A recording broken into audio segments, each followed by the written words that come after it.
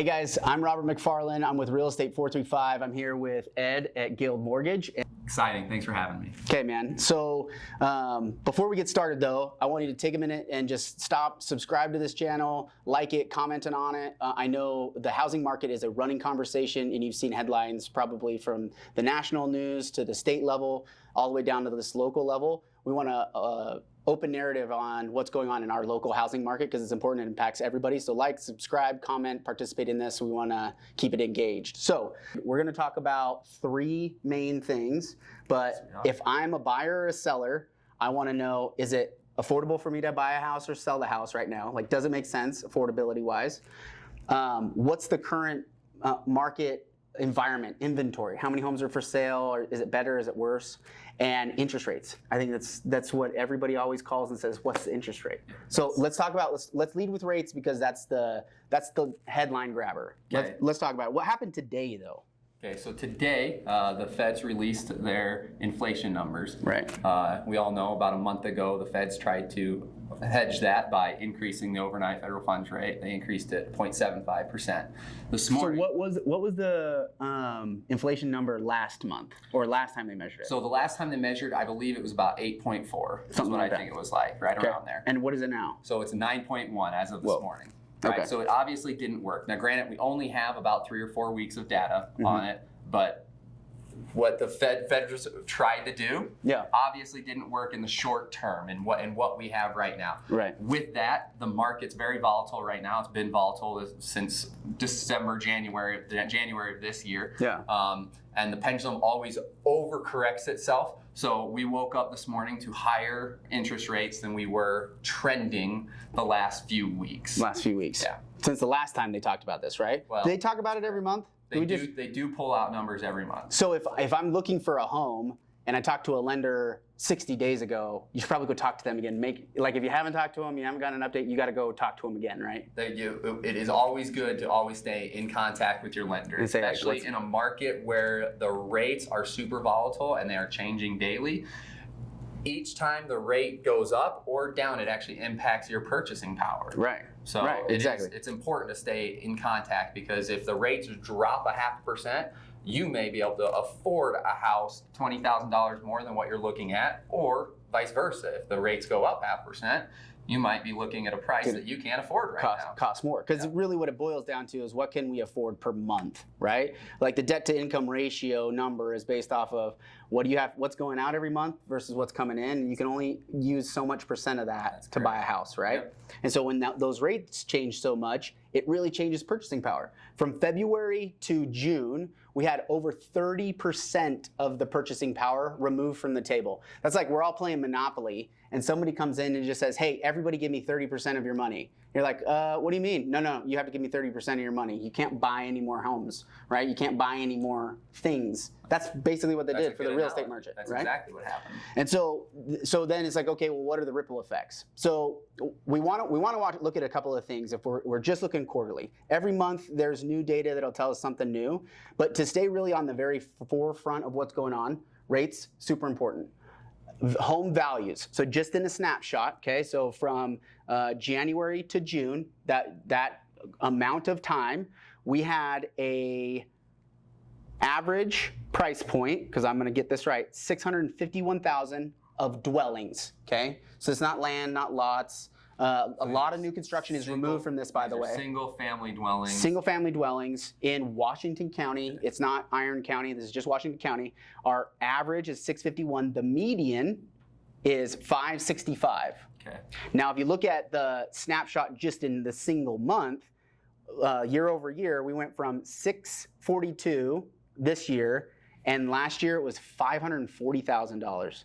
That's a 19% increase in average sales price. So it's increased almost $100,000 in average sales price. In average sales price. Okay. So total year to date, we're still up. The home values are up 29% year over year, which is crazy. That's a rolling 12-month snapshot, right? You're just looking at it. That's almost 30%. And we've actually had 30% rolling for the last 4 months. So those people who were afraid to buy houses last year because they thought that home prices were really inflated a year ago, right, are now kicking themselves saying, I should. Unfortunately, but hopefully, let's not rub the salt in that wound. I didn't buy a house when I should have bought a house, so it's a little touchy. So the interesting thing is that's like 2.5% appreciation every single month. Yeah. Yet we're looking at the market and price reductions all over the place. That's what we're seeing. We have the market. The market looks way more volatile than what this little looking back says. So that makes me ask a few more questions. Okay, how fast are the homes being sold and absorbed? We've gone up a full 100%. So we've almost doubled since Q1 in absorption rate. We're at 2 months. Ooh, 2 months. Historically, 5 to 6 months of inventory is what a healthy, balanced equilibrium market is, which most real estate contracts are like 6 months. So at the beginning of this year, where were we at in the absorption rate? Beginning of this year, we were under 1. Oh no, I'm sorry. Beginning of this year, so February of 22, we were at 0.97 months. So we were under 1%. Under 1 in February. And now we're just over 2%. 2.1%. Okay. Yep. So looking at that jump of increase, we have 4 solid months of increasing absorption rate. And I would say that's a first domino. That's like, I would say that's either a red flag or a leading indicator of where the market's headed. If that number is growing, this is the simplest analogy, it's downward pressure in pricing. Absorption rate goes up, prices have downward pressure. Doesn't mean everybody sells for less, but it's downward pressure on pricing. Okay. So we're trending that 4 months in a row that we've been trending in absorption rates going up. As a seller, if I'm looking at it from a seller's perspective, why is now a good time? What do you think? Like, what would you say? Why is it a good time for a seller to sell? Well, now would be a good time to sell, I think, because it's always a good time to sell. It's always a good time to buy. Yep.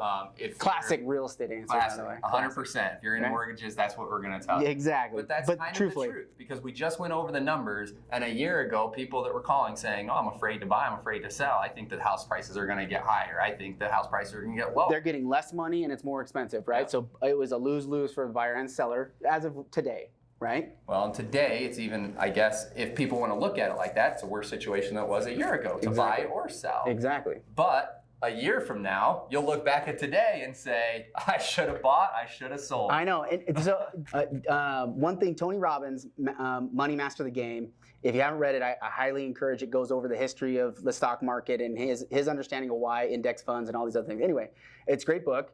But he did say is the percentage of people that time the market perfectly, it's so tiny that it's not even worth even trying to do it, right? 100%. No one ever times markets. So it's only a time to sell if you want to sell, and you have somewhere else that you want to go that's really going to help you check all the boxes and the goals.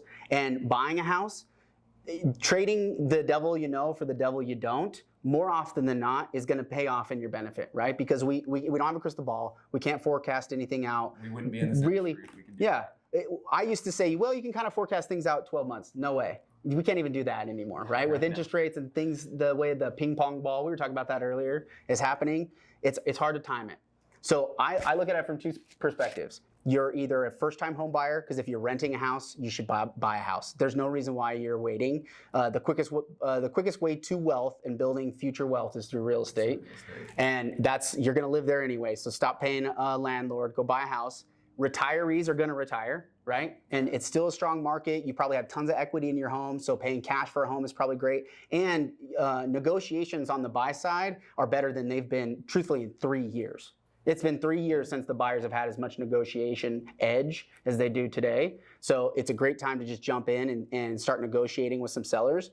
And then if I'm in the middle, jumping up, man, we got to talk to a lender. You got to just see the spreadsheet. You have to know where your price point is. Yeah. And if you don't know where that is, give us a call. Like, we're here to help. Yeah, just it goes over the portfolio and goes through it. I hope this was helpful, guys. We're going to wrap it. Thanks for doing this, dude. Yeah. Let's keep doing Thanks, it. Robert. Appreciate it, man. See ya.